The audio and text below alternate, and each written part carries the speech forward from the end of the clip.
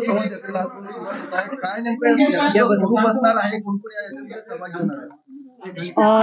मातृतीर्थ ते शिवतीर्थ असा मुक्त संवाद अभियान आम्ही सुरुवात करत आहोत. स्वरूप असं काही नाही, फक्त मुद्दा एवढाच आहे की सन्मान्य पंतप्रधान रोज आम्हाला त्यांच्या मन की बात ऐकवत आहेत, पण त्यांची मन की बात ऐकताना इथली जन की बात काय आहे, जनतेच्या मनातलं काय आहे ते मात्र त्यांची समजून घ्यायची तयारी नाही. या मुक्त संवाद अभियानाच्या माध्यमातून महाराष्ट्राच्या जनतेच्या मनात काय आहे, जन की बात काय आहे हे जाणून घेण्याचा प्रयत्न असेल. असंघटित मजूर असतील, कामगार असतील, शेतकरी, डॉक्टर, पत्रकार, बुद्धिजीवी, साहित्यिक, महिला, विद्यार्थी अशा सगळ्या प्रकारच्या, सगळ्या क्षेत्रातील, सगळ्या घटकातील लोकांशी संवाद साधावा. हा संवाद साधत असताना मातृतीर्थाला आज मा जिजाऊंना अभिवादन करून मी माझ्या समवेत आमच्या उपनेत्या सन्मान्य संजनाताई घाडी, उपनेत्या सन्मान्य राजोलताई पटेल, आमच्या दुसऱ्या उपनेत्या शुभांगीताई पाटील, आमच्या अजून एक उपनेत्या अस्मिताताई गायकवाड अशा सगळ्या जणी, सगळ्या जिजाऊ सावित्रीच्या लेखी आमच्या सोबत असणार आहेत. आणि आजची ही सुरुवात करत असताना इथले संपर्क प्रमुख नरेंद्र खेडेकरजी आणि त्यांच्या सगळ्या पदाधिकाऱ्यांच्या अत्यंत चांगल्या टीमने इथे आमच्या स्वागताची तयारी केलेली आहे. साधारणतः 17 लोकसभांमधून हे अभियान जाईल आणि 31 विधानसभा ते कव्हर करेल. जिल्ह्यांच्या भाषेमध्ये सांगायचं झालं तर तब्बल 18 जिल्ह्यांमधून हा मुक्त संवाद होईल आणि यामध्ये 1138 जिल्हा परिषद सर्कलची गावे आम्हाला जोडता येतील. 70 लाख लोकांपर्यंत पोहोचण्याचा हा महासंकल्प असेल आणि यामध्ये साधारणतः आम्ही 830 किलोमीटरचा पायी प्रवास असेल. कुठल्याही लक्झरीज सुविधा न घेता आम्ही आमच्या टेंटमध्ये राहावं आणि आम्ही आमचं अन्न खावं आणि लोकांशी बोलावं, लोकांचे प्रश्न समजून घ्यावे यासाठी म्हणून. आणि महत्वाचं, ज्या स्वायत्त यंत्रणांचा गैरवापर करत ईडी, सीबीआय, इलेक्शन कमिशन ला हाताशी धरून ज्या पद्धतीने विरोधकांची मुस्कटदाबी करण्याचा प्रयत्न चालू आहे, तर ही दडपशाही आणि सत्ताधाऱ्यांची मुजोरशाही हे लोकांपर्यंत नेऊन पोहोचवणं हाही एक उद्देश असेल. पक्षांतर बंदी कायद्या समितीच्या अध्यक्षपदी राहुल नार्वेकर यांची निवड करण्यात आली आहे. आपण कसं पाहता? नाही, याच्यावर आम्ही आधीच बोललेलो आहोत की पक्षांतर बंदी कायदा करणे म्हणजे एका अर्थाने म्हणजे त्या कायद्याच्या समितीचा अध्यक्ष नार्वेकरांना करणे म्हणजे गुन्हेगारालाच न्यायाधीश करण्यासारखे आहे. कारण ज्या माणसाने दिवसाढवळ्या लोकशाहीचा मुर्दा पाडला, जो माणूस स्वतः 8 ते 10 पक्ष फिरून आला, ज्या माणसाला पक्षनिष्ठा कशाशी खातात हे माहित नाही, जो माणूस जिकडे हवा तिकडे थवा या न्यायाने फिरणारा आहे, अशा माणसाला पक्षांतर बंदी समितीचा अध्यक्ष बनवणं, यामध्ये भाजपाचे कदाचित 2 अजेंडे असू शकतात. त्यातला एक, तोडाफोडीच्या राजकारणाला आणि भाजपच्या या सगळ्या षडयंत्रांना राजकीय अधिमान्यता देण्याचा जो नार्वेकरांकडून प्रयत्न होतोय त्याची बक्षिसी देणे आणि त्याच वेळेला उपयोगिता संपल्यानंतर त्याला संपवणे, ही जी भाजपाची यूज अँड थ्रो पॉलिसी आहे त्यानुसार नार्वेकरांचं संपूर्ण राजकीय कारकीर्द संपुष्टात काढणे.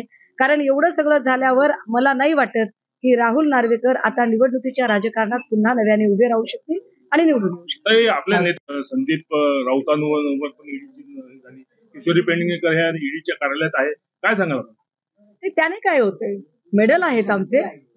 ज्या अर्थी फक्त याच लोकांवरती ईडी येते त्याचा अर्थ असा आहे की निष्ठावान लोकांना जाणीवपूर्वक त्रास दिला जातो. कारण ह्या ज्या लोकांवर म्हणजे सूरज चव्हाण असतील, संदीप राऊत असतील, किशोरीताई पेडणेकर असतील किंवा काल परवाचे वायकर साहेबांची चौकशी असेल, ही सगळीच माणसं ज्या पद्धतीने यांच्या चौकशा होत आहेत, आमची सत्ता असताना ज्या लोकांवर आरोप होते ती लोक आता भाजपच्या सोबत आहेत आणि भाजपच्या सोबत असणारी म्हणजे ज्यांच्यावर आरोप नव्हते त्यांना आता पुन्हा आरोप केले जात आहेत, म्हणजे त्यांना सोबत घेण्याचा. म्हणजे समजा जर रवींद्र वायकर साहेबांनी जर भाजपमध्ये आता प्रवेश केला, आता 2 दिवसांनी कदाचित जर ते म्हणाले की नाही बाबा आता मी कंटाळलोय आणि मला प्रवेश करायचा आहे, तर कदाचित मग भाजपा विसरून जाईल. म्हणजे तू मेरी नहीं हो सकती तो किसी और की नहीं हो सकती, ही जी डर पिक्चरची व्याख्या असते तसं काहीतरी भाजपचं चाललंय. हे आलात तर आमच्या सोबत, नाही तर कुठल्याच पक्षाचं राजकारण आम्ही उभं राहू देणार नाही. आणि या पद्धतीने ते घाणेरडं राजकारण करतात. त्यामुळे हिसाब तो देना पडेगा असं म्हणणाऱ्या किरीट सोमय्यांनी आधीच्या ज्या ईडीचे आरोप केले त्याचा हिसाब आधी द्यावा आणि नंतर काय म्हणतात त्याला नाकाने वांगे सोलावे. का नसावेत? तुम्हाला काय शंका वाटते?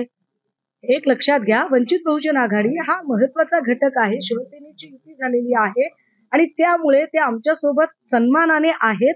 आम्ही त्यांना आपलं मानतो आणि मागच्याही बैठकीत राऊत साहेबांनी सांगितलेलं आहे की 30 तारखेच्या बैठकीत ते आमच्या सोबत आज ते अकोला जिल्ह्याच्या दौऱ्यावर आहे, ते मीटिंगला उपस्थित राहणार नाही. असू शकेल. मग एखादा माणूस जर काही कारणाने जर दौऱ्यावर असेल तर याचा अर्थ लगेच बेबनाव आहे असं काही कारण म्हणजे अर्थ काढण्याचं कारण नाही. महात्मा गांधी यांची हत्या जी आहे ती नथुराम गोडसे यांनी ज्या आपल्या पिस्तुलातून गोळ्या झाल्या त्याने झाली नाही असा खळबळजनक दावा जो आहे हा रणजित सावरकर यांनी आपल्या पुस्तकातून केला.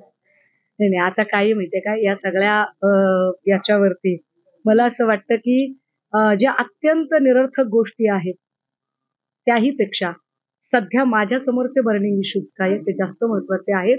इथे जर मी आता विदर्भामध्ये आहे तर इथल्या सोयाबीनच्या शेतकऱ्याचे काय हाल आहेत, कापूस शेतकऱ्याचे काय हाल आहेत, इथे पीक विमा मिळालेला आहे का, शेतकऱ्यांच्या प्रश्नामध्ये त्यांच्या पीक कर्जाचं काय झालेलं आहे, नोकर भरतीचं काय झालं, कंत्राट भरतीचं काय झालं, पेन्शनर योजनेचं काय झालं, एवढे सगळे प्रश्न माझ्यासोबत असताना, त्या प्रश्नांचं थैमान असताना इतिहासातला कुठला तरी मुद्दा जाणीवपूर्वक 2 समाजात 2 जातीत 2 धर्मात तेढ निर्माण करणारा तो घेऊन मला अजिबात राजकारण करायचं नाही.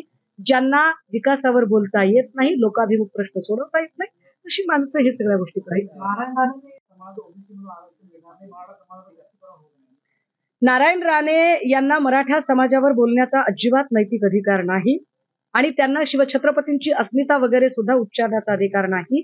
शिवछत्रपतींची अस्मिता जर नारायण राणेंकडे असती तर भगतसिंग कोश्यारी ज्या वेळेला छत्रपतींच्या अवमानकारक बोलत होते तेव्हा त्याच्या विरोधात त्यांनी स्टँड घेतला असता. त्यांना ओबीसींवरही बोलण्याचा अधिकार नाही कारण ओबीसींबद्दल गेल्या 9 महिन्यात त्यांनी एकही भूमिका घेतली नाही. आत्ताची नारायण राणेंची जी स्टंटबाजी चालू आहे ती फक्त आणि फक्त राज्यसभेची कारकीर्द संपत आलेली आहे. त्यामुळे भाजपावर एक प्रेशर क्रिएट करणं आणि राज्यसभेचं कंटिन्युएशन मिळवणं यासाठीची चाललेली धडपड आहे. याच्या पलीकडे काही नाही. कुणावर गुन्हे दाखल होत नाही, तुमच्या सगळ्यांवर गुन्हे दाखल होतात. सत्ताधाऱ्यांना असं वाटतंय की खोटे गुन्हे दाखल करून केसेस करून ते आमचा आवाज दाबू शकतात, मात्र ते प्रचंड भ्रमात आहेत, गैरसमजात आहेत. त्यांना हे माहित नाहीये की सगळेच लोक सत्ता लोलूप नसतात. सगळेच लोक पैसा, खोके, गद्दारी, विश्वासघात या शब्दांनी पछाडलेले नसतात.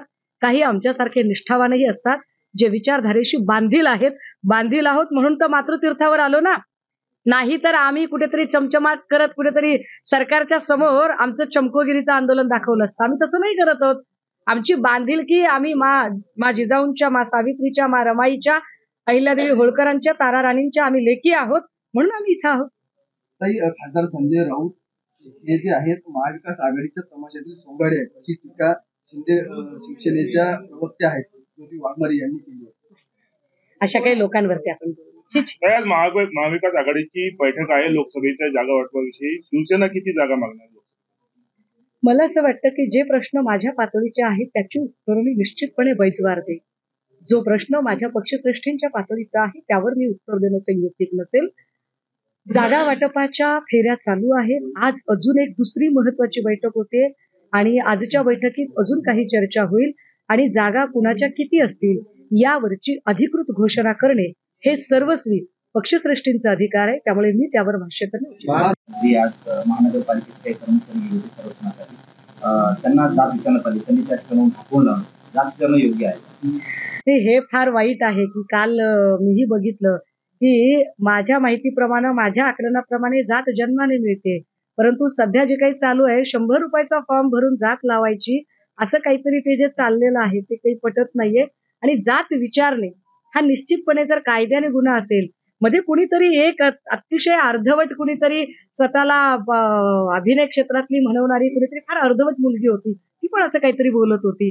पण या सगळ्याच गोष्टी चुकीच्या आहेत. असो, मला असं वाटतं या सगळ्या प्रश्नांमध्ये पत्रकारांनी एखादा प्रश्न तरी लोकाभिमुख विचारावा, लोकांचे प्रश्न काय आहेत त्यावर बोलावं. हा काय बोलला, तो काय बोलला यापेक्षा आणि नुसतेच प्रतिक्रियावादी होण्यापेक्षा आम्ही काय कृती कार्यक्रम घेऊन येणार आहोत यावर चर्चा झाली तर मला जास्त आवडेल. बुलढाणा लोकसभा मतदारसंघावर शिवसेना आपला दावा सांगणार. दावा सांगणार आहे का? म्हणजे आमचीच जागा आहे ती. विधानसभेची जागा आमची आहे, लोकसभेची जागा आमची आहे. आमचे नरेंद्र खेडेकरजी इथे दिवसरात्र मेहनत घेत आहेत. तुम्हाला शंका का वाटते? काँग्रेस आग्रही असं बोलत आहे. नाही, आग्रह हे बघा, महाविकास आघाडी म्हणून सगळे आग्रही असतील, पण उमेदवार ज्या वेळेला दिला जाईल त्यावेळेला तो उमेदवार महाविकास आघाडीचा उमेदवार म्हणूनच सगळे प्रचार करतील. पण बुलढाण्याची जागा ही पारंपरिक शिवसेनेचा मतदारसंघ आहे आणि तो शिवसेनेकडेच राहणार आहे. निश्चिंत राहा. उमेदवार कोण असतील? मी पुन्हा तेच सांगितलं, जे प्रश्न माझ्या पक्षश्रेष्ठींच्या पातळीचे आहेत त्याची उत्तरं मी नाही दिली. प्रकाश आंबेडकरांनी या ठिकाणी ऑफर दिली एकनाथ शिंदेना की उद्धव ठाकरे सोबत आहेत, तुम्ही पण सोबत आहे, असं बाजूने आहे. ते ठीक आहे ना, त्यांनी ऑफर दिली, चांगली गोष्ट आहे. लोकशाही मराठी ऐका, पहा, जागरूक रहा.